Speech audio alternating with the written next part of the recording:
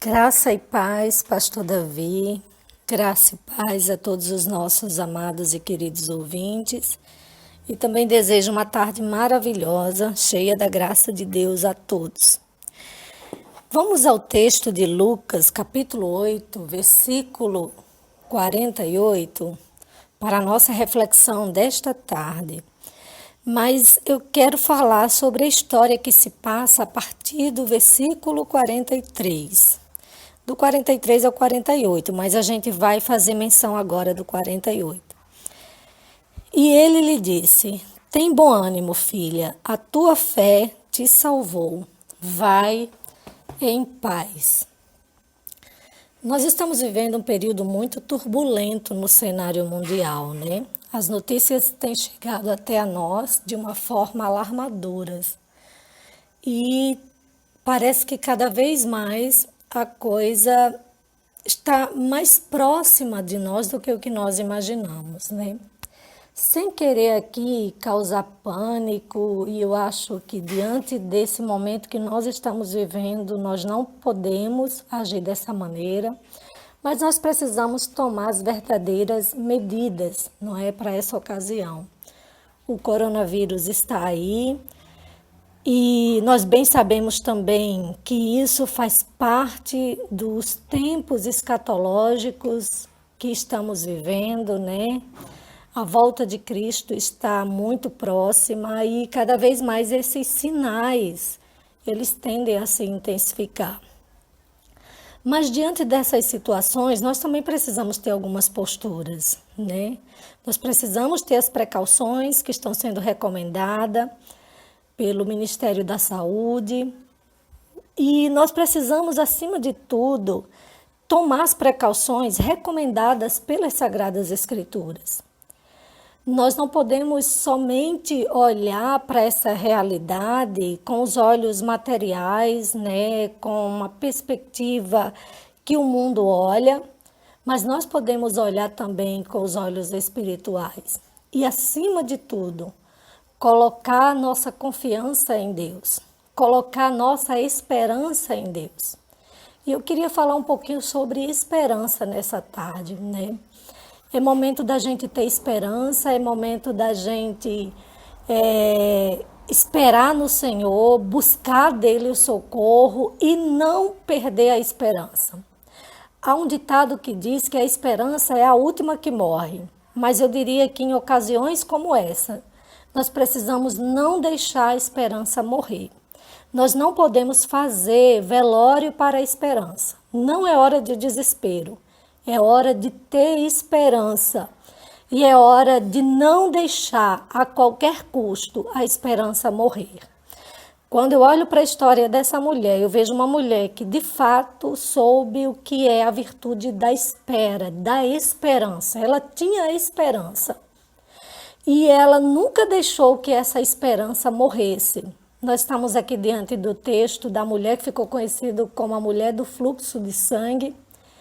Ela recebeu a sua cura, né, da parte do Senhor, mas em todo esse processo, em toda a história que se passa aqui, embora seja de forma bem resumida, nós podemos destacar como essa mulher é uma mulher de esperança e como a sua esperança nunca desfaleceu, nunca esmoreceu. E nós podemos destacar nela, né, essa esperança que nunca morreu. E podemos ver a partir da sua história características que mostram para nós essa esperança. E características que nós precisamos nos nutrir, precisamos nos munir delas, para não deixar a nossa esperança morrer diante desse contexto que parece tão desesperador.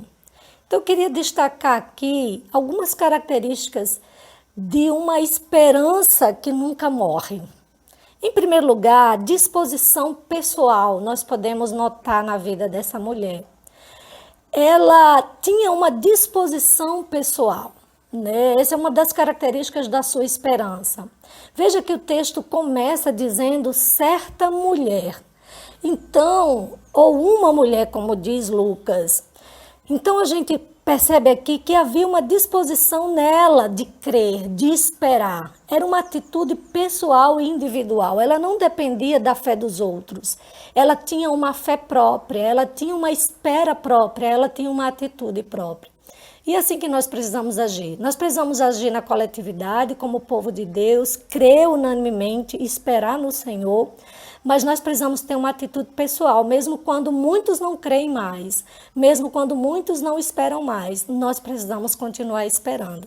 Nós precisamos buscar e continuar buscando. Em segundo lugar, nós destacamos outra característica nela, a luta insistente.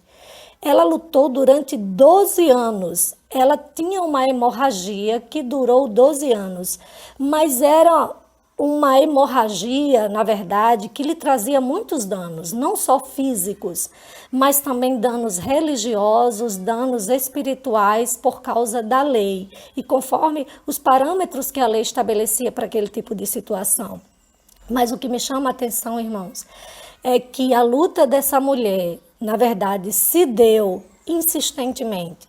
Ela esperou 12 anos, ela lutou 12 anos esperando. Ela continuou insistindo, né? O texto de Lucas diz que ela gastou tudo que tinha nas mãos dos médicos. Ela lutou, ela não passou esses 12 anos esperando, inerte, sem fazer nada. Ela lutou 12 anos e mesmo diante de tantos fracassos, mesmo tendo investido tudo, ela continuava a sua luta e continuava a sua batalha insistente. E nós precisamos nos encorajar e fazer isso também. Nós precisamos continuar lutando, continuar buscando, continuar insistentemente. Em terceiro lugar, a esperança que nunca morre. É aquela que tem uma coragem consistente. Nessa mulher podemos destacar isso.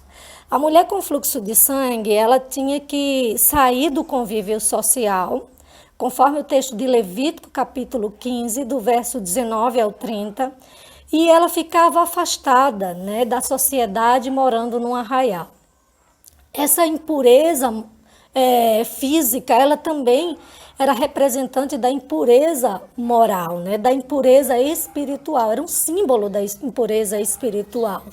E por causa disso ela não podia conviver com as pessoas, ela não podia participar dos cerimoniais no templo, ela não podia estar junto das pessoas.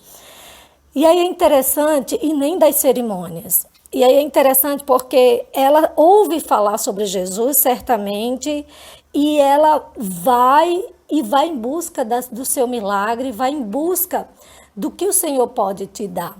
Tendo uma coragem consistente, mesmo enfrentando todos esses obstáculos que impediam ela de sair do arraial, que impedia ela de transitar no meio do povo e de ir para a sociedade. Mas ela tem coragem, ela vai adiante. Coragem não significa ausência de medo, mas significa conseguir ir além do medo. E nós precisamos ter coragem, nós precisamos ir avante. Em quarto lugar, a ousadia confiante é outra atitude dessa mulher. Ela ousou crer contra a própria esperança. Ela ousou crer mesmo diante das circunstâncias tão adversas. Ela creu mesmo quando não havia mais motivos para crer. E assim confiou que as coisas poderiam acontecer, mesmo não tendo visto nada acontecer há tantos anos.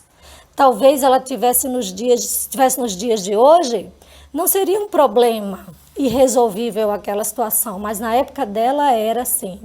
Mas ela creu que se tocasse a orla de Jesus, ela seria purificada.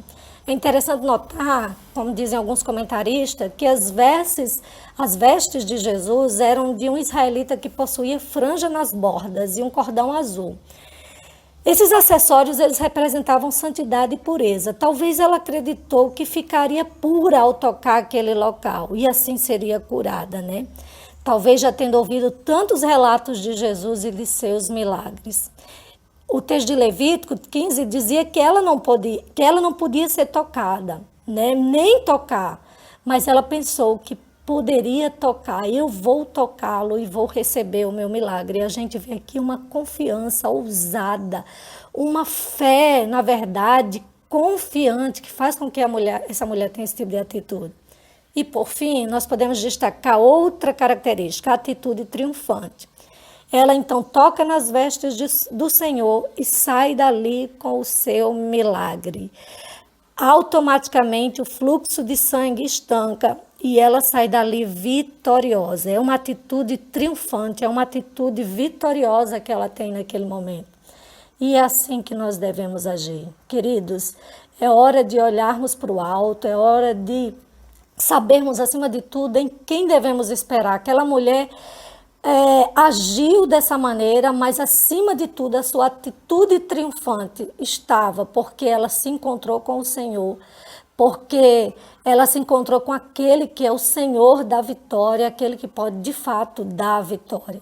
A sua atitude triunfante foi porque acima de tudo ela confiou no Senhor e ela esperou no Senhor. Nós podemos até olhar para essa situação e ver que não há solução. Parece uma situação irresolvível, mas nós podemos olhar para o alto. Nós podemos ter uma atitude triunfante olhando para Cristo, olhando para Ele. Nós podemos tirar os nossos olhos de todo esse vendaval e olhar para o alto e esperar no Senhor. Vamos esperar no Senhor. Vamos colocar os nossos olhos em Deus. Vamos clamar. Vamos levantar clamores na nossa igreja, esperando do alto o socorro, como aquela mulher triunfantemente esperou. Que o Senhor nos abençoe e nos ajude a não deixar nossa esperança morrer.